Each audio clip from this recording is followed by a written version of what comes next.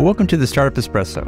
I'm Hall T. Martin, the host of the show, where we talk about raising funding for your startup and the time it takes to have an espresso. I hope you enjoy this episode.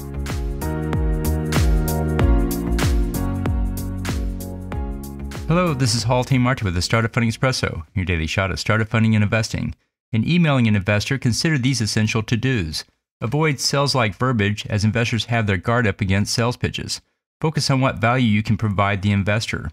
Keep the email short and concise. Remember, long rambling stories will not get read.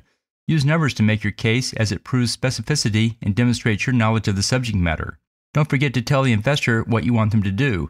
Without a call to action, the investor simply goes to the next email.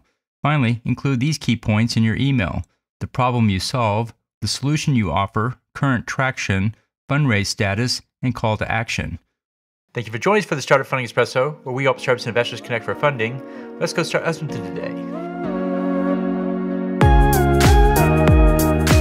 Hall T. Martin is the director of Investor Connect, which is a 501c3 nonprofit dedicated to the education of investors for early-stage funding.